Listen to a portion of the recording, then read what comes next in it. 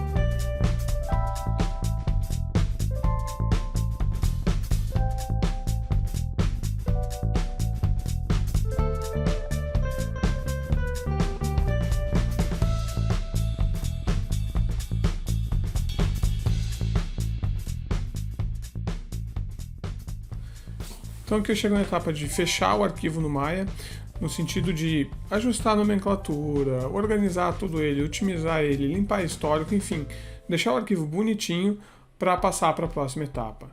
Então eu fechei a etapa de modelagem dentro do Maya, fiz toda a parte, bloqueei ali, fiz o detalhamento que eu queria dentro do Maya, proporções, tudo por lá e vim aqui para o ZBrush. No ZBrush, minha preocupação maior aqui não é ajustar coisas gigantescas nem nada, não, é botar detalhes. Agora a gente vai para uma parte bem prazerosa, assim por dizer, da modelagem. Eu uso o HPolish para fazer bastante a parte das quinas e colocar algumas imperfeições, então deixar mais estilizada um pouco essa arma, ajustar um pouco a arma, a bainha dela aqui em conjunto com o cilindro, fazer algumas imperfeições mesmo e pegas como foi feito na anterior. Uso muito o conjunto do Orb ali para fazer isso, é uns brushes bem bacanas para esse efeito.